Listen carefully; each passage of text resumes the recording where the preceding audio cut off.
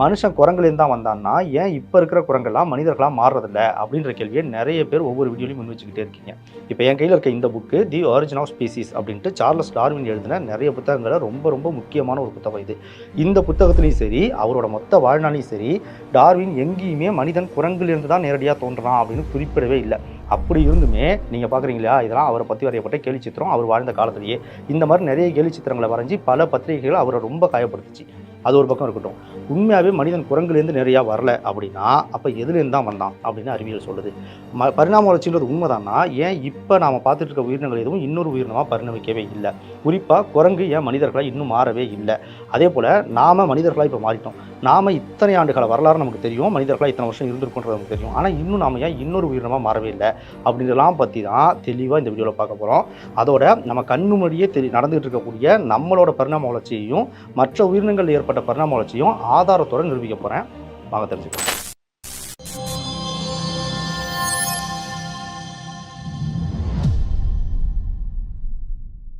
அதுக்கு முன்னாடி ஒரு முக்கியமான செய்தியை சொல்லிடுறேன். நான் 3 ஆண்டுகளாக ஸ்ட்ரீட் லைட் சேனலில் தொடர்ச்சியாக பயணிச்சிட்டு இருக்கேன். ஆனால் இப்போ என்னோட சில சொந்த சூழல் காரணமாக இப்போ இந்த சேனலை விட்டு நான் ரிலீவ் ஆக வேண்டிய கட்டாயத்தில் இருக்கேன். இதை ரொம்ப வருத்தத்தோடையே தெரிவிச்சுக்கிறேன். அநேகமாக இந்த வீடியோ தான் என்னோட கடைசி வீடியோவாக ஸ்ட்ரீட் லைட் சேனலில் இருக்கும்னு நினைக்கிறேன். வேற ஒரு சந்தர்ப்பத்தில் நம்ம முடிஞ்சால் பார்ப்போம். இப்போ கண்டென்ட்குள்ளே போவோம். இப்போ சமீபத்தில் நம்ம கண்ணு முன்னாடி நடந்த ஒரு பெரிய எவல்யூஷன் கொரோனா வைரஸ் தான். கொரோனா வைரஸ்ன்றது 2019க்கு முன்னாடி வரைக்கும் நமக்கு என்னன்னே தெரியாத ஒரு வைரஸாக இருந்துச்சு. அதுக்கு முன்னாடி அந்த வைரஸே இல்லையான்னு கேட்டால் அதுக்கு முன்னாடியுமே இருந்துச்சு. உயிரினங்களை மட்டுமே தாக்கக்கூடிய ஒரு வைரஸாக இருந்துச்சு. எப்படி இந்த எந்திரன் படத்தில் சிட்டின்னு ஒரு மனிதர்களுக்கு நல்லது செய்யக்கூடிய ஒரு ரோபோ உருவாக்கியிருப்பார். அந்த ரோபோ வில்லன் கைக்கு போனதுக்கப்புறமா அதில் ரெட் சிப்னு ஒருத்த மாற்றி பொருத்தினதுக்கப்புறமா உள்ள ஏற்கனவே இருக்க சிப்பை எடுத்துட்டு ரெட் சிப்பை பொருத்தினதுக்கப்புறமா அது மனிதர்களுக்கு தீங்கு செய்யக்கூடிய ஒரு வில்லன் ரோபோட்டாக மாறும் இல்லையா? அந்த மாதிரி கொரோனா வைரஸ் ஆரம்பத்தில் மிருகங்களுக்கு மட்டுமே தீங்கு செய்யக்கூடியதா, மிருகங்களோட உடம்புல மட்டுமே இருக்கக்கூடியதா இருந்துகிட்டு இருந்துச்சு. ஆனால் அதோட உடம்புல மியூட்டேஷன் அப்படின்ட்டு ஒரு ப்ராசஸ் நடந்துச்சு. இங்கே ரெட் சிப் மாற்றின மாதிரி அதோட ஜீனில் ஒரு மாற்றம் நடந்துச்சு. அந்த மாற்றத்துக்கு அப்புறம் அந்த மிருகங்களை மட்டுமே தாக்கிக்கிட்டு இருந்த அந்த கொரோனா வைரஸ் மனிதர்களை தாக்கக்கூடியதாக 2019க்கு அப்புறம் மாறிச்சு. இப்படி மாறி மனிதர்களை தாக்க ஆரம்பிச்சதுக்கப்புறமும் அது சும்மா இருந்ததில்ல. அது மேலே நாம் நிறைய தாக்குதல்களை தொடுத்துக்கிட்டு இருந்தோம். நிறைய மருந்துகளை உட்கொள்றது, அதுக்கு எதிரான ட்ரீட்மெண்ட்ஸ் எடுக்கிறது, இதெல்லாம் பண்ணிக்கிட்டு இருந்தோம். வேக்சின்ஸை கண்டுபிடிச்சிக்கிட்டு இருந்தோம். இப்போது இதுக்கு எதிராகவும் அந்த கொரோனா வைரஸ் இன்னும் மாற ஆரம்பிச்சிச்சு. என்ன பண்ணுச்சுன்னா, அது அதோட வேரியண்ட்டான அந்த கொரோனா வைரஸோட கொரோனா 2019 அப்படின்ற அந்த வேரியண்ட்லேருந்து கொரோனா டெல்டா அப்படின்னோ அப்புறம் ஒமிக்ரானோ இந்த மாதிரி பல வேரியன்ட்ஸை புதுசாக உற்பத்தி பண்ணிக்கிட்டே இருந்துச்சு. இதுக்கிட்டேருந்து தாக்குதல் நடத்த நம்ம இன்னும் புது மருந்துகளை தொடர்ச்சியாக உருவாக்கிக்கிட்டே இருக்க வேண்டியதாக இருந்துச்சு. இது எப்படிப்பட்டதுன்னா, எப்படி எந்திரன் படத்தில் அந்த நல்ல ரோபோட்டை ரெட் சிப்பை மாற்றி ஒரு புது ரோபோட்டை உருவாக்கி ஒரு கெட்ட ரோபோட்டை உருவாக்கினதுக்கப்புறம் அந்த ரோபோட் இன்னும் நிறைய பேர் அழிக்கிறதுக்கு அதுவே இன்னும் நிறைய காப்பீஸ் எடுத்துக்கிட்டே இருக்குல்ல, இன்னும் நிறைய ரோபோட்ஸ் உருவாக்கும்ல. அந்த மாதிரி மனிதர்கள்ட்ட வந்த இந்த கொரோனா வைரஸ் இன்னும் நிறைய புது வேரியண்ட்டாக மாறி நாம் வெளியிலேருந்து அது மேலே நிகழ்த்தின தாக்குதலை சமாளிக்கிறதுக்கு ஏற்ற மாதிரி அதோட மியூட்டேஷன் ப்ராசஸ் மூலமாக அதோட ஜெனட்டிக் ப்ராப்பர்ட்டியை மொத்தமாக மாற்றி வேற ஒரு வேரியண்ட்டாக மாறிச்சு. இது எப்படி நடந்துச்சு அப்படின்றத இப்போ தெளிவாக பார்ப்போம். இதை புரிஞ்சுக்கிறதுக்கு நம்மளோட செல்களுக்குள்ள அதில் இருக்க நியூக்ளியஸ்க்குள்ள டிஎன்ஏ இருக்கு இல்லையா, அந்த லெவலுக்கு போய் பார்க்கணும். இதை பற்றி நம்ம ஏற்கனவே நிறைய வீடியோஸில் தெளிவாக பேசியிருக்கோன்றனால ரொம்ப ஷார்ட்டாக இதில் சொல்லிடுறேன். பொதுவாக நம்மளோட நியூக்ளியஸ்க்குள்ள நம்மளோட ஒரு செல்லுக்குள்ள நியூக்ளியஸ் இருக்கும், நியூக்ளியஸ்க்குள்ள டிஎன்ஏ இருக்கும். அந்த டிஎன்ஏ மொத்தமாக எதால் ஆனதுன்னா AGCT அப்படின்ற சின்ன சின்ன எழுத்துக்கள் மாறி மாறி மாறி ஒன்றா சேர்ந்து உருவானது. அதில் ஒவ்வொரு எழுத்தும் ஒன்றா சேர்ந்து உருவாகியிருக்க ஒரு வார்த்தையை குத்துமதிப்பாக வார்த்தைன்னு சொல்லுவோம். அதை அந்த டைமில் சொல்லணும்னா கோடான்ஸ் அப்படின்னு சொல்லுவோம். அந்த கோடான்ஸ் ஒரு புரதத்தை உற்பத்தி பண்ணுறதுக்கான எழுத்துக்களோடு இருக்கும், தகவல்களோடு இருக்கும். அந்த புரதம் தான் நம்மளை மொத்தமாக உற்பத்தி பண்ணுது. ஏன்னா நம்ம தான் மொத்தமாக நம்ம எல்லாருமே புரதத்தால் ஆனவங்க. நமக்கு தேவையான ப்ரோட்டீனை நம்ம உடம்பை உற்பத்தி பண்ணுறதுக்கு தேவையான ப்ரோட்டீன்ஸை உற்பத்தி பண்ணுறது தான் அதில் இருக்க அந்த கோடான்ஸோட வேலை. அது நியூக்ளியஸ்லேருந்து வெளியில் வந்து அங்கே ரைபோசோம்னு இருக்கும். அந்த ரைபோசோம்கிட்ட கொடுத்து அதுலேருந்து அந்த ரைபோசோம் அதை இன்னும் ஒரு சில மெசஞ்சர் RNA, டிரான்ஸ்ஃபர் RNA சொல்லுவோம். அந்த RNAவை பயன்படுத்தி அதில் இருக்கிற கோடான் படி அதில் இருக்கிற தகவல்கள் படி ஒரு புரதத்தை உற்பத்தி பண்ணும். அதில் என்ன தகவல் இருக்கோ அதுக்கு நிகரான சரியான ஒரு புரதத்தை தான் அது உற்பத்தி பண்ணணும். ஆனால் ஒருவேளை இப்போ உதாரணத்துக்கு இப்படி ஒரு கோடான் இருக்குன்னு வச்சுப்போம், AGC அப்படின்ட்டு ஒரு கோடான் இருக்குது. இந்த கோடானில் அந்த G மட்டும் மிஸ் ஆகிடுச்சுன்னா அந்த AGCன்றது ஒரு புரதத்தை உற்பத்தி பண்ண வேண்டியதாக இருக்கும். ஆனால் அந்த G மட்டும் மிஸ் ஆகிடுச்சுன்னா அப்போது அந்த புரதம் உற்பத்தி ஆகிறதுல ஏதோ ஒரு சின்ன மாற்றம் ஏற்பட்டுரும். அது எப்படி நார்மலாக இருக்குமோ அதில் ஒரு மாற்றம் ஏற்பட்டுரும். அது நம்ம உடம்புல ஒரு பெரிய மாற்றத்தை கண்டிப்பாக உண்டாக்கிரும். அதே அந்த G மிஸ் ஆகிறதுக்கு பதிலாக வேறு ஒன்று T வந்து எக்ஸ்ட்ரா ஆட் ஆகிடுச்சுன்னு வச்சுப்போம். அப்போது அந்த ஏற்கனவே இருக்கிற அந்த புரதம் இன்னும் கொஞ்சம் வித்தியாசமாக உற்பத்தியாகி ஏற்கனவே அதுவாக அந்த புரதம் மூலமாக உற்பத்தியாக வேண்டிய உடல் உறுப்பில் வேறு ஏதோ ஒன்று புதுசாக ஆட் ஆகியோ இல்லை வேறு ஏதோ ஒன்று லெஸ் ஆகியோ மாறிடும். இதுக்கு பேர் தான் மியூட்டேஷன் அப்படின்னு சொல்லுவோம். இது வெளியில் இருக்கக்கூடிய புற காரணிகளால் அங்கே ஏற்படுற மாற்றங்களால் சுற்றுச்சூழல் ஏற்படுற மாற்றங்களாலையும் நம்ம உள்ளுக்குள்ளே நம்ம உடம்புல ஏற்படுற மனசளவில் ஏற்படுற ஜெனட்டிக் லெவலில் ஏற்படுற சின்ன சின்ன மாற்றங்களாலையும் ஏற்படுறது. இப்படி ஏற்படுறது மூலமாக அந்த இடத்துல வர அந்த மியூட்டேஷன் மொத்தமாக நம்மளோட உயிரினத்தோட அந்த உடலியல் சூழலையே மாற்றி அமைக்குது. இதை தான் மியூட்டேஷன் சொல்கிறோம். சார்லஸ் டார்வின் ஒரு உயிரினம் உயிரினத்தில் நடக்கிற படிப்படியான ரொம்ப மெதுவான ஒரு மாற்றத்தால் அந்த ஒரு உயிரினம் இன்னொரு உயிரினமாக மாறிடும் அப்படின்னு சொன்னார். ஆனால் அவர் வாழ்ந்த காலத்தில் அந்த மாற்றம் எப்படி நடக்கும், எதனால் நடக்கும், ஏன் நடக்கும் அப்படின்றதெல்லாம் தெரியலை. ஆனால் அவர் வாழ்ந்த அதே காலத்தில் வாழ்ந்த ஜார்ஜ் கிரிகோர் மெண்டல் அப்படின்ற இன்னொரு விஞ்ஞானி பட்டாணி செடியில் ஒரு ஆய்வு பண்ணுறாரு. அந்த ஆய்வோட முடிவாக அவர் என்ன சொல்கிறாருன்னா, ஒவ்வொரு உயிரினத்துக்கும் தனித்தனி பண்பு இருக்குது, அந்த பண்பை கொடுக்கறது அதோட ஒரு காரணி இருக்குது, அந்த காரணி ஒரு ஃபேக்டார் இருக்குது, அதுதான் அந்த பண்பை அந்த உயிரினத்துக்கு கொடுக்குது அப்படின்றத கண்டுபிடிச்சார். அவர் அந்த காரணி ஃபேக்டார்னு சொல்கிறார் இல்லையா, அது டிஎன்ஏ தான். அப்போ அவருக்கு அது டிஎன்ஏலாம் தெரியாது, ஆனால் அப்படி ஒரு ஃபேக்டார் இருக்குது அப்படின்றத அவர் தெளிவாக கண்டுபிடிச்சார். இவர் சார்லஸ் டார்வினோட காலத்திலே தான் வாழ்ந்தார். ஆனால் இவரோட கண்டுபிடிப்பு அப்போ அவ்வளோ ஃபேமஸாக இல்லைன்றதுனால அது சார்லஸ் டார்வினுக்கு தெரியல. ஆனால் இவருக்கு அப்புறம் சில ஆண்டுகள் கழித்து வந்த ஹியூகோ டிவரிஸ் அப்படின்ற விஞ்ஞானி அந்த ஃபேக்டர் என்னன்றதை ரொம்ப டீப்பாக ஆய்வு பண்ணி அது டிஎன்ஏன்றதையும் கண்டுபிடிச்சி அந்த டிஎன்ஏல சுற்றுப்புற காரணிகளால் ஏற்படுற சில மாற்றங்கள் மியூட்டேஷனை ஏற்படுத்தும். அந்த மியூட்டேஷனை பிறழ்ச்சின்னு சொல்லுவோம். அந்த மியூட்டேஷன் தான் இந்த மாதிரி ஒரு உயிரினம் இன்னொரு உயிரினமாக மாறுறதுக்கான முக்கியமான காரணமாக இருக்குது அப்படின்றத தெளிவாக விளக்குறாரு. இது மூலமாக நமக்கு என்ன தெரிஞ்சுன்னா, சுற்றுப்புற சூழலில் ஏற்படுற ஒரு மாற்றம் நம்மளோட ஜெனட்டிக் லெவலில் ஒரு மியூட்டேஷனை ஏற்படுத்தும். அந்த மியூட்டேஷன் ரொம்ப சின்னதாக கொஞ்சம் கொஞ்சமாக ஸ்லோவான ப்ராசஸ்லையும் இன்னொரு உயிரினமாக அந்த உயிரினத்தை மாற்றலாம். இல்லைனா திடீர்னு உடனடியாகவும் மாற்றலாம். அப்படியே இந்த கொரோனா வைரஸ் மாறின மாதிரி இன்னொரு உயிரினமாக மாறுறதுக்கும் வாய்ப்பு இருக்குது. இதை தான் மியூட்டேஷன் அப்படின்னு நம்ம சொல்கிறோம். சரி, இப்போது நம்ம கண்ணுக்கு முன்னாடி நடந்தால் நம்மளால் மறுக்கவே முடியாத சில பரிணாம வளர்ச்சிகளை ஆதாரத்தோட பார்ப்போம். மூட்டைப்பூச்சின்னு எல்லாருமே கேள்விப்பட்டிருப்பீங்க. இதை இங்கிலீஷில் பெட் பக் அப்படின்னு சொல்லுவாங்க. இதோட தாக்குதல் ரொம்ப அதிகமாக இருந்துச்சு ஒரு காலத்தில். அது எப்படின்னா, என்ன பண்ணுன்னா, நம்ம படுக்கிற நம்மளோட பெட் இருக்கு இல்லையா, அதில் தான் அது உயிர் வாழும். அங்கே இருந்துக்கிட்டு நம்ம போய் அது மேலே படுத்தோடனே நம்ம உடம்புல வந்து கடிச்சு கொசு எப்படி நம்ம உடம்புலேருந்து ரத்தத்தை எடுக்குதோ அதே மாதிரி ரத்தத்தை குடிச்சு தான் அது உயிர் வாழும். இந்த பூச்சிகளோட தாக்குதல் ரொம்ப அதிகமாக இருந்ததுனால இதுலேருந்து தப்பிக்கணுன்றதுக்காக 1940லேருந்து 1950 வரைக்கும் அதுக்கு எதிரான ஒரு பூச்சிக்கொல்லி மருந்தை தயாரிக்கிறாங்க. அதுக்கு பேர் DDT அப்படின்ற பூச்சிக்கொல்லி மருந்து. அதை தொடர்ச்சியாக பயன்படுத்த ஆரம்பத்தில் இந்த பூச்சிகளோட எண்ணிக்கை கட்டுப்படுது, அது மனிதர்களை கடிக்கிறது குறைஞ்சிருச்சு அப்படின்ற மாதிரி தெரிஞ்சிருக்கு. ஆனால் கொஞ்சம் காலம் போனதுக்கப்புறம் 1960க்கு அப்புறம் என்னதான் இந்த மூட்டைப்பூச்சி மேலே இந்த பூச்சி மருந்து அடித்தாலும் அதால் அது கட்டுப்படவே இல்லை. அப்படியே அது நடந்திருக்கு அப்படின்னு சொல்லி அந்த மூட்டைப்பூச்சிகள்லாம் கலெக்ட் பண்ணி ஆய்வு பண்ணி பார்க்கும்போது இதுக்கு முன்னாடி இந்த மருந்துகளை யூஸ் பண்ணுறதுக்கு முன்னாடி அந்த மூட்டைப்பூச்சி எப்படி இருந்துச்சோ அதுலேருந்து பல மடங்கு அது மாறி இருக்குது அப்படின்றது தெரிஞ்சிருக்கு. அதுவும் அதோட உடல்ல எவ்வளோ மைனூட்டான மாற்றங்கள் ஏற்பட்டிருக்குன்னு பார்த்து விஞ்ஞானிகளே ஆச்சரியப்படுறாங்க. என்னெல்லாம் நடந்துச்சுன்னா, பொதுவாக பூச்சிகளுக்கு நமக்கு உடம்புக்குள்ள எலும்பு இருக்குல்ல, அதே மாதிரி பூச்சிகளுக்கு எக்ஸோஸ்கெலட்டோன்னு சொல்லுவோம். உடம்புக்கு வெளியில தான் எலும்பு இருக்கும். எலும்பு சட்டகம்னு சொல்லுவோம், புற எலும்பு சட்டகம்னு சொல்லுவோம். அது வெளில தான் இருக்கும். அதனால தான் பூச்சிகள் ஸ்ட்ராங்காக இருக்கும். எவ்வளோ வேர்ட்டு இருந்தாலும் ஒன்றும் ஆகாது, உடையாது. அந்த எக்ஸோஸ்கெலட்டோன் ஏற்கனவே இருந்ததை விட இந்த மூட்டைப்பூச்சிகளுக்கு இன்னும் பல மடங்கு ஸ்ட்ராங் ஆகிருக்கு. ஏன்னா அந்த டிடிடியோட அந்த விஷத்தன்மை அந்த பூச்சி மருந்து உடம்புக்குள்ளே போகிறத தடுக்கணுன்றதுக்காக இன்னும் பல மடங்கு ஸ்ட்ராங் ஆகிருக்கு ஆரம்பத்தில் இருந்ததை விட.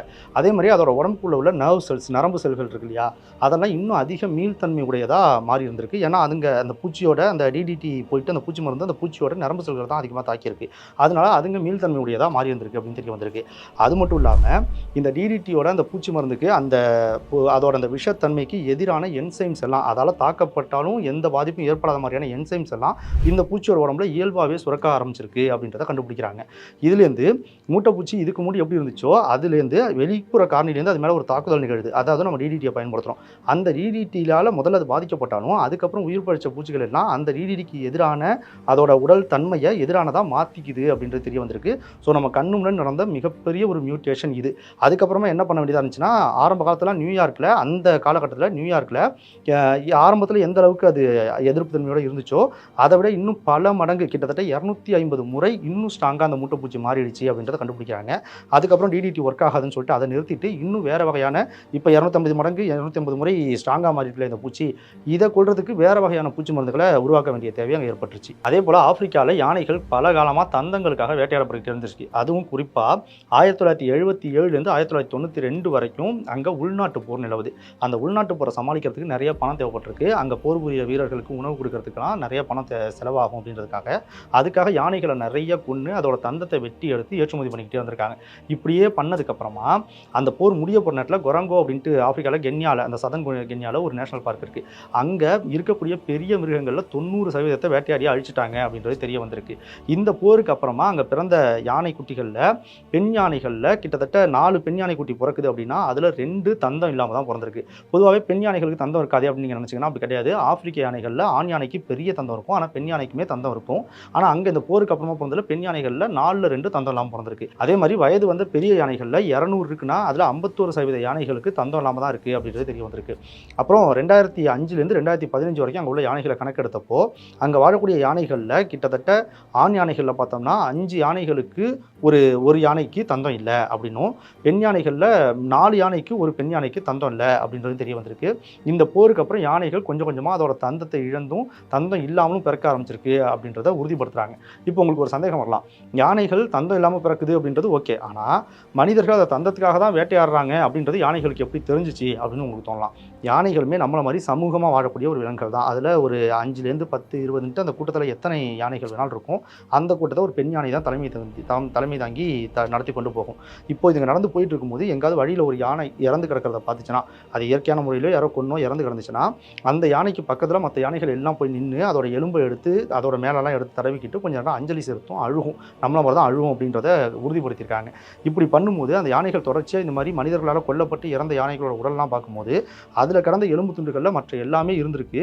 ஆனால் தந்தம் மட்டும் அறுத்து எடுக்கப்பட்டிருக்குன்றது காலப்போக்கில் அது மூளையில் கொஞ்சம் கொஞ்சமாக பதிவாகிக்கிட்டே இருந்திருக்கு. அப்போது தந்தத்துக்காக யானைகள் கொல்லப்படுதுன்றது அதோட மைண்டில் பதிவாகி அது அதுங்களோட ஜெனட்டிக் லெவலில் போயிட்டு ஒரு மாற்றத்தை ஏற்படுத்தி தந்தம் இல்லாமல் இருந்தால் தான் இனிமேல் இந்த உலகத்தில் நம்மளால் உயிர் வாழ முடியும், தப்பிச்சு பிழைக்க முடியும் அப்படின்றது தெரிஞ்சதுக்கப்புறம் ஜெனட்டிக் லெவலில் தந்தம் வளர்கிறதுக்கான அந்த ஜீன்ஸே மியூட்டேட் ஆகி தந்தமே இல்லாமல் பிறக்க ஆரம்பிச்சிருக்கு அப்படின்றது உறுதிப்படுத்தப்பட்டிருக்கு. அதையும் நம்ம நோட் பண்ண வேண்டிய முக்கியமான ஒரு விஷயம் என்னென்னா, யானைகளுக்கு தந்தம் ரொம்பவே முக்கியம். அதுங்க மரத்தை சாய்க்கிறதுக்கும், ஏன்னா காடுகளில் அதுங்க சாப்பிட்றதுக்கு சில நேரங்களில் மரங்களை சாய்க்க வேண்டியது இருக்கும். அதே மாதிரி ஒரு ஆண் யானை இன்னொரு ஆண் யானையோட அந்த மஸ்ட் நிலையில் சண்டை போடுறதுக்கும், இந்த மாதிரி பல விஷயங்களுக்கு அதுங்களோட தந்தம், இன்னொன்று இந்த மரத்தை கொத்தி தண்ணி குடிக்கிறது, அப்புறம் பூமியை தோண்டி தண்ணி எடுக்கிறது, இந்த மாதிரி பல காரணங்களுக்கு அதுங்களுக்கு தந்தம் ரொம்ப முக்கியம். அவ்வளோ முக்கியமாக அதுங்க உயிர் வாழறதுக்கு தேவையான தந்தம் அவ்வளோ முக்கியமானதாக இருந்தாலும் அதுங்க அந்த தந்தத்துக்காகவே வேட்டையாடப்படுது அப்படின்றது தெரிஞ்சதுக்கப்புறம் ஜெனட்டிக் லெவலில் அந்த தந்தமே போனாலும் பரவாயில்ல, எப்படியோ உயிர் வாழ்ந்தால் போதும் அப்படின்ற நிலைமைக்கு மாறி அந்த தந்தத்தையே இழக்க ஆரம்பிச்சிருக்கு. அப்படின்னா மற்ற உயிரினங்கள் தான் அந்த மியூட்டேஷன்லாம் நடக்குமா, மற்ற உயிரினங்கள் தான் இப்படிலாம் எவால்வ் ஆகுமா, மனிதர்களில் இப்போதைக்கு எந்த எவல்யூஷன் நடக்கலையா அப்படின்னு கேட்டிங்கன்னா, நம்மளும் இப்போவும் எவால்வ் ஆகிக்கிட்டே தான் இருக்கும். அதுக்கும் சில ஆதாரங்கள் இருக்குது. என்னென்னா 1860களில் அமெரிக்காவில் உள்ள ஒரு 6,77,000 பேர்கிட்ட ஒரு ஆய்வு நடத்துகிறாங்க, ஒரு கணக்கெடுப்பு நடத்துகிறாங்க. அந்த கணக்கெடுப்பின்படி அவங்களோட உடல் வெப்பநிலை எவ்வளோ இருந்திருக்குன்னா, முன்னாடி எவ்வளோ இருந்துச்சோ அதை விட 1 டிகிரி செல்சியஸ் கம்மியாக இருக்குது அப்படின்றத கண்டுபிடிக்கிறாங்க. அதுக்கப்புறமா இப்போ நீங்கள் போயிட்டு ஒரு டாக்டர்கிட்ட உடலோட சராசரி வெப்பநிலை மனிதனுக்கு எவ்வளோ அப்படின்னு கேட்டிங்கன்னா 37 டிகிரி செல்சியஸ் அப்படின்னு சொல்லுவாங்க. ஆனால் 2017 யுனைடெட் கிங்டமில் 35,000 மக்களை வச்சு ஒரு ஆய்வு நடத்துகிறாங்க. அதில் என்ன தெரிய வந்திருக்குன்னா 37 டிகிரி செல்சியஸ் இல்லை, 36.6 டிகிரி செல்சியஸ் அப்படின்னு தெரிய வந்திருக்கு. அப்படின்னா முன்ன இருந்ததை விட படிப்படியாக நம்மளோட உடலோட வெப்பநிலை, மனித உடலோட வெப்பநிலை கொஞ்சம் கொஞ்சமாக குறைஞ்சிக்கிட்டே போகுது அப்படின்றது உறுதியாக தெரிய வந்துருச்சு. ஏன் அப்படின்னா இது ஏன் இந்த மாதிரி குறைய வந்திருக்கு அப்படின்றதுக்கான காரணம் என்ன சொல்கிறாங்கன்னா, 19ஆம் நூற்றாண்டுகள்லாம் நாள்பட்ட நோயால் நிறைய கிருமி தொற்றால் பாதிக்கப்பட்டு மரணம் அடைகிறவங்களோட எண்ணிக்கை ரொம்ப அதிகமாக இருந்துச்சு. ஆனால் இப்போ நம்ம ஆன்டிபயோட்டிக்ஸு, ஆன்டிவைரல் டேப்லெட்ஸு இந்த மாதிரி நிறைய மெடிசின்ஸை கண்டுபிடிச்சிட்டோம். அதனால் வெளியிலேருந்து ஒரு நோய் தொற்று நம்மக்கிட்ட வந்து அது நாள்பட்ட நோய் தொற்றாக நம்ம உடம்புலையே தங்கி இருக்கிறதுன்றது ரொம்ப ரொம்ப குறைஞ்சி போயிடுச்சு. நமக்கு நல்லா தெரியும் உடம்போட வெப்பநிலை, ஜுரம் வருதுன்றோம்ல, ஃபீவர் வருதுன்றோம்ல, அது ஏன் வருதுன்னா நம்ம உடம்புக்குள்ள ஒரு கிருமி வந்துச்சுன்னா அந்த கிருமி வாழ்றதுக்கான வெப்பநிலைக்கு ஏற்ற மாதிரி நம்ம உடம்பு இருக்குது. 37 டிகிரி செல்சியஸ்னு வச்சுக்கிட்டோம்னா அதுக்கான வெப்பநிலை இருக்குது. ஆனால் அதை விட அதிக வெப்பநிலை போச்சுன்னா அந்த கிருமியால் உடம்புல வாழ முடியாது, கண்டிப்பாக அது இறந்து போயிடும். அப்படியே அதிக வெப்பநிலையாக உடம்பு ஆக்கி அந்த உள்ளுக்குள்ளே வந்து கிருமியை கொல்லணுன்றதுக்காக தான் அதிக வெப்பநிலை இருந்துச்சு. ஆனால் இப்போ நம்ம இப்படிப்பட்ட மெடிசன்ஸ்லாம் கண்டுபிடிச்சி உள்ள வர கிருமிகளை அந்த மெடிசின்ஸாலேயே அழிச்சிடறோம் அப்படின்றதுனால உடம்புக்கு அவ்வளோ வெப்பத்தை கொடுக்க வேண்டிய தேவையில்லை. பொதுவாக வெப்பத்தை உடம்புல ஜென்ரேட் பண்ணணும்னா அதுக்கு நிறைய உடம்போட மசில்ஸ்லேருந்து எல்லாமே நிறைய இயங்க வேண்டியது இருக்கும், நிறைய புரதச்சத்து அதுக்கு தேவைப்படும். அதை தவிர்க்கணுன்றதுக்காக இப்போ அது தேவையே இல்லைன்றதுக்காக காலப்போக்கில் கொஞ்சம் கொஞ்சமாக உடம்புல வெப்பநிலை குறைய ஆரம்பிச்சிருச்சு அப்படின்றது தெரிய வந்திருக்கு. அதே போல் மனித எலும்போட அடர்த்தியும் முன்னாடி இருந்ததை விட இப்போ ரொம்ப குறைஞ்சிருக்கு. அந்த டென்சிட்டி, அந்த அடர்த்தி ரொம்ப குறைஞ்சி போச்சு அப்படின்றது தெரிய வந்திருக்கு. 7000 ஆண்டுகளுக்கு முன்னாடி காட்டில் விலங்குகளை வேட்டையாடிக்கிட்டு மரத்துக்கு மரம் தாவிக்கிட்டு ஓடிக்கிட்டு அப்படி வாழ்ந்த அந்த மனிதர்களோட எலும்புக்கூறுகள் நிறைய நமக்கு இப்போ கிடைச்சிருக்கு. அந்த எலும்புக்கூறுகளை ஒப்பிடும்போது அதுக்கப்புறம் ஒரு 6000 ஆண்டுகளுக்கு முன்னாடி விவசாயம் பண்ணி நம்ம வாழ ஆரம்பிச்சிட்டோம். அப்படி விவசாயம் பண்ணி வாழ்ந்த மனிதர்களோட எலும்புக்கூடு இன்னும் கொஞ்சம் டென்ஸ் கம்மியாகிருக்கு. ஏன்னா விவசாயமும் ஒரு கடினமான வேலையாக இருந்தாலும் காட்டில் தப்பி பிடிக்கிறதுக்கு அவங்க கையாண்ட சில யுக்திகள் மாதிரியோ அவங்க கையாண்ட வாழ்வியல் மாதிரியோ விவசாயத்தில் தேவை இல்லை அப்படின்றதுனால அப்போ இருந்து அந்த காட்டில் வாழ்ந்த மனிதர்களோட எலும்போட ஒப்பிடும்போது விவசாயம் பண்ணி 6000 ஆண்டுகளுக்கு முன்னாடி வாழ்ந்த மனிதர்களோட எலும்பே டென்ஸ் கொஞ்சம் குறைஞ்சிருக்கு. ஆனால் அந்த 6000 ஆண்டுகளுக்கு முன்னாடி விவசாயம் பண்ணி வாழ்ந்த மனிதர்களோட ஒப்பிடும்போது இப்போ இருக்கிற நம்மளோட எலும்பு இன்னும் பல மடங்கு அதோட டென்சிட்டியை குறைச்சிருக்கு. அப்படின்னா இப்போ அந்த காலத்தில் அந்த 7000 ஆண்டுகளுக்கு முன்னாடி காட்டில் வாழ்ந்த மனிதர்களோட எலும்பு இப்போ காட்டில் வாழ்ந்துகிட்டு இருக்க இன்னும் காட்டு வாழ்க்கைக்கே இருக்கிற இந்த உராங்குட்டான் அப்படின்ட்டு ஒரு குரங்கு இருக்கும். அந்த குரங்கோட எலும்பு எந்த அளவுக்கு டென்ஸாக ஸ்ட்ராங்காக இருக்கோ அந்த அளவுக்கு ஸ்ட்ராங்காக அப்போ காட்டில் வாழ்ந்த மனிதர்களோட எலும்பு இருந்திருக்கு. ஏன்னா அவங்களும் காட்டில் தான் வாழ்ந்திருக்காங்க, இப்போ இந்த குரங்கும் காட்டில் தான் வாழ்ந்துட்டு இருக்கு. ஆனால் அதுலேருந்து இவ்வளோ தூரம் பயணித்து வந்த நம்ம இப்போ ரொம்ப சிம்பிளான ஒரு சாதாரணமான வாழ்க்கையை, ரொம்ப உடல் உழைப்பு இல்லாத ஒரு வாழ்க்கையை வாழ்கிறோங்கிறப்ப எலும்பு அவ்வளோ ஸ்ட்ராங்காக இருக்க வேண்டிய தேவை இல்லைன்றதுனால காலப்போக்கில் கொஞ்சம் கொஞ்சமாக எலும்போட டென்ஸ் அந்த அடர்த்தி குறைஞ்சி போச்சு அப்படின்றதும் தெரிய வந்திருக்கு. சரி, இப்போ ஒரு வினோதமான ஒரு மியூட்டேஷனை பற்றி பார்ப்போம். நம்மளோட ரெட் பிளட் செல்ஸ் இருக்குல்ல, ரத்த சிவப்பணுக்கள், அது நார்மலாக பார்க்குறதுக்கு இப்படி வட்ட வடிவத்தில் தான் இருக்கும். ஆனால் சிக்கிள் செல் அனிமியா அப்படின்ட்டு ஒரு நோய் இருக்குது. அது உங்களுக்கு அந்த ரெட் பிளட் செல் பார்க்குறதுக்கு இப்படி இருக்கும். இது பார்க்குறதுக்கு கதிரல்வார் மாதிரி இருக்கிறதுனால இதுக்கு சிக்கிள் செல் அனிமியா அப்படின்ட்டு பேர் வச்சுருக்காங்க. உங்களுக்கு ஏற்கனவே நான் சொல்லியிருக்கேன், நம்ம உடம்புல நம்மளோட ஜீன்ஸில் AGCT அப்படின்ற அந்த எழுத்துக்கள் இருக்கும். அதுங்க வெவ்வேறையாக மாறி தான் நம்மளோட உடம்புக்கு தேவையான புரதத்தை உருவாக்குது. உடம்புல இருக்கக்கூடிய ஒவ்வொரு செல்களுக்கும் ஒவ்வொரு உறுப்புகளையும் உருவாக்குறதுக்கு அதுதான் முக்கிய காரணம் அப்படின்னு நான் சொல்லியிருக்கேன். இப்போது இந்த ரெட் பிளட் செல்லை நார்மலாக இருக்கக்கூடிய வட்ட வடிவத்தில் இருக்கிற ரெட் பிளட் செல்லை உருவாக்குறதுக்கு இந்த கோடான் எப்படி சேரணும்னா GAG அப்படின்ற அந்த 3 எழுத்துக்கள் ஒன்றா சேர்ந்தால் நம்மளோட நார்மல் ரெட் பிளட் செல்ஸ் உருவாகும். ஆனால் அப்படி உருவாகிறதுக்கு பதிலாக ஒரு மியூட்டேஷன் நடந்து GAG அதில் அந்த நடுவில் A இருக்குல்ல, அந்த ஏக்கு பதிலாக T வந்துருச்சுன்னா, T ஃபார் தைமின்னு சொல்லுவோம், அந்த T வந்துருச்சு அப்படின்னா அதில் அந்த GTG அது மூலமாக உருவாகக்கூடிய அந்த ரெட் பிளட் செல் பார்க்குறதுக்கு இந்த சிக்கிள் செல் மாதிரி அமைப்பில் உருவாகிடும். அதாவது வட்டமாக இருக்க வேண்டிய ரெட் பிளட் செல் இந்த மாதிரி ஒரு கதிரல்வார் மாதிரியான ஒரு அமைப்பில் உருவாகிடும். இப்படி உருவாகிடுச்சுன்னா அந்த மாதிரி இருக்கிற நபர்களுக்கு நிறைய சிக்கல்கள் இருக்குது. ஏன்னா இப்போ நார்மலாக நம்மளோட ரெட் பிளட் செல்ஸ் பெருசாக இருக்கு இல்லையா, வட்டமாக, அது எவ்வளோ ஆக்சிஜனை கேரி பண்ணி உடம்புக்கு கொண்டு போகுமோ அந்த அளவுக்கு இந்த சிக்கிள் செல்லால் கொண்டு போக முடியாது. அது ரொம்ப கம்மியான ஆக்சிஜனை தான் உடம்புக்கு கொண்டு போகும். அதே மாதிரி இது நம்மளோட பிளட் வெசல்ஸ்குள்ளே அந்த ரத்த குழாய்களுக்குள்ளே பயணிக்கும் போது இதில் ஷார்ப் எட்ஜஸ்லாம் இருக்குன்றதுனால, வட்டமாக இருக்கிறதுல ஷார்ப் எட்ஜஸ் எதுவும் கிடையாது, ஆனால் இதில் ஷார்ப் எட்ஜஸ் இருக்குன்றதுனால உள்ளுக்குள்ளே அங்கங்கே போய் ட்ராப் ஆகிக்கும், மாட்டிக்கும். ஸோ அந்த பிளட் ஃப்ளோ அவ்வளோ ஃப்ரீயாக இருக்காது. அதே போல் நார்மல் பிளட் செல் அது உருவானதுலேருந்து கிட்டத்தட்ட 120 நாட்கள் வரைக்கும் உயிரோடு இருக்கும். அதுக்கப்புறம் தான் அது அழிஞ்சு போகும். ஆனால் இந்த மாதிரி சிக்கிள் செல்லாக உருவாகியிருக்க இந்த பிளட் செல்லில் ஒரு 10 நாள்லேருந்து 20 நாள்லேயே அது அழிஞ்சு போயிடும் அப்படின்றதும் ஒரு முக்கியமான செய்தி.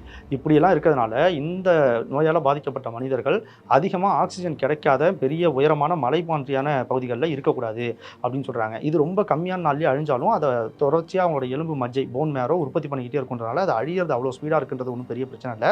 ஆனால் ஆக்சிஜன் கிடைக்காத இடத்துல அவங்க போய் வாழ்கிறாங்கன்னும் போது அது பெரிய சிக்கலை ஏற்படுத்திடும். அதனால் அந்த மாதிரி இடத்துக்கு போகக்கூடாதுன்னு சொல்லுவாங்க. நிறைய பேர் அந்த சிக்கிள் செல் அனிமியா அவங்களுக்கு இருக்கிறதே தெரியாமல் மலை உச்சிக்கு போய் மூச்சு திணறி இறந்த நியூஸ்லாம் கூட இருக்குது. நீங்களும் அதை பார்த்துருப்பீங்கன்னு நினைக்கிறேன். இப்படி இருக்கிறதுனால அவங்களுக்கு நிறைய டிஸ்அட்வான்டேஜஸ் இருந்தாலும் இதனால் அவங்களுக்கு ஒரு பெரிய நன்மையும் இருக்குது. உலகத்தில் உள்ள மற்ற இடங்களில் வாழக்கூடிய மனிதர்களுக்கு இல்லாத ஒரு நன்மையும் இந்த நோயால் அவங்களுக்கு இருக்குது. என்னென்னா, பொதுவாக இந்த மலேரியா அப்படின்ட்டு ஒரு நோய் இருக்கு இல்லையா, கொசுவால் பரவக்கூடிய ஒரு நோய். இந்த நோயை உருவாக்குறது மலேரியான்ற நோய் கிருமிகள் தான். இந்த நோய் கிருமிகளால் நம்ம உடம்புல இருக்கிற நார்மலான அந்த வட்ட வடிவத்தில் இருக்கக்கூடிய ரெட் பிளட் செல்ஸ் தான் உயிர் வாழ முடியும். ஆனால் அது எப்போ சிக்கிள் செல் வடிவத்தில் அந்த பிளட் செல்ஸ் மாறுதோ அப்போ அதுக்குள்ளே இந்த கிருமியால் போய் உயிர் வாழவே முடியாது. அப்படின்றனால அந்த சிக்கிள் செல் இருக்கிற பர்சன்ஸை இந்த மலேரியா நோய் கிருமி போயிட்டு தாக்குறதே இல்லை. அவங்களுக்கு மலேரியாவால் எந்த பிரச்சனையும் ஏற்படுறதே இல்லை அப்படின்னு தெரிய வந்திருக்கு. ஆனால் இதில் இன்னொரு வினோதமான விஷயம் என்னென்னா, கென்யா, அந்த ஆப்பிரிக்கா பகுதிகள், மியான்மர் இந்த மாதிரி இடங்களில் தான் அதிக மலேரியா நோய் தாக்குதல்கள் இருக்குது. அதே நேரத்தில் இதே மாதிரியான இடங்களில் இங்கே வாழக்கூடிய மனிதர்களுக்கு தான் அதிகமான சிக்கிள் செல் அனிமியாவும் இருக்குது அப்படின்னு சொல்கிறாங்க. இப்படி பரிணாம வளர்ச்சி நம்ம வாழ்கிற இந்த காலத்தில் நம்ம கண்ணு முன்னாடி ஏற்படுற சின்ன மாற்றங்களால், நம்ம அந்தளவுக்கு கவனிக்காத மாற்றங்களால் சின்னதாக எவால்வ் ஆகிக்கிட்டே போய் இன்னும் காலப்போக்கில் ரொம்ப காலம் ஆனதுக்கப்புறம், சில லட்சம் வருடங்கள் ஆனதுக்கப்புறம் ஒரு பெரிய மாற்றமாகி அது மொத்தமாக வேற ஒரு உயிரினமாவோ இல்லை ஒரு இன்னொரு கிளை உயிரினமாவோ மாறுறதுக்கான வாய்ப்பு இருக்குது. இப்போது இந்த காணொலி மூலமாக நம்ம தெரிஞ்சுக்கிட்டது என்னென்னா, ஆரம்பத்தில் சில கேள்விகள் கேட்டோம் இல்லையா, மனிதன் குரங்குலேருந்து தான் வந்தான் அப்படின்னு சொன்னீங்க அப்படின்னு சொல்லி கேட்டோம். அதுக்கான பதில் நம்ம ஏற்கனவே தெளிவாக சொல்லிட்டோம். மனிதன் குரங்குலேருந்து வரலை அப்படின்னு தெளிவாக சொல்லியாச்சு. அந்த கேள்வி மூலமாக அதோட துணை கேள்வியாக ஒன்று ஏற்பட்டுச்சு இல்லையா, இப்போ இருக்கிற குரங்குகள் ஏன் மனிதர்களாக மாறுதல்னு, அந்த கேள்வியே தப்புன்றது ப்ரூவ் ஆயிடுச்சு. ஏன்னா குரங்கு மனிதனாக மாறவே இல்லை. எப்படி மாறுச்சுன்னு சார்லஸ் டார்வின் சொல்கிறாருன்னா, குரங்குக்கும் மனிதருக்கும் ஒரு காமனான ஒரு பொதுவான ஒரு மூதாதையர் இருந்திருக்கும். அதுலேருந்து கிளையாக பிரிஞ்சு வந்த உயிரினங்கள் தான் இந்த மனிதனும் இந்த குரங்கும் அப்படின்றது தெரிய வந்துருச்சு. அதனால் இந்த கேள்விகளுக்கான பதில் உங்களுக்கு தெளிவாக கிடைச்சிருக்கும் நான் நம்புகிறேன். இப்போ உள்ள குரங்கும் மனிதனும் எவால்வ் ஆகிறாங்களா இல்லையான்னு கேட்டால் அதுக்கான பதிலும் இந்த காணொலியில் இருந்திருக்கு. ஏன்னா இப்போ உள்ள மனிதர்கள் எவால்வ் ஆகிக்கிட்டே தான் இருக்கும், ரொம்ப மைனூட்டான முறையில் எவால்வ் ஆகிக்கிட்டே தான் இருக்கும். காலப்போக்கில் ஏதோ ஒன்றா மாற தான் போகிறோம். குரங்குகளுமே மாறலாம். அதே போல் எதிர்காலத்தில் நம்ம என்னவா மாறுவோம், இப்போ மனிதனாக மாறி இருக்கோம், எதிர்காலத்தில் என்னவா மாற போகிறோம் அப்படின்ற கேள்விக்கு எதிர்காலத்தில் நம்ம இன்னும் என்னென்னலாம் புதுசாக கண்டுபிடிக்க போகிறோம், அறிவியல் சார்ந்து நம்ம எப்படிலாம் முன்னேற போகிறோம், இன்னும் என்னென்ன புது விதமான இன்வென்ஷன் நம்ம உள்ளே கொண்டு வர போகிறோம் அப்படின்றத பொறுத்தும் இந்த பூமியோட சுற்றுச்சூழல் எப்படியெல்லாம் மாறப்போகுது, நாம் எப்படியெல்லாம் அதை மாற்ற போகிறோம் அப்படின்றத பொறுத்தும் தான் இருக்குது.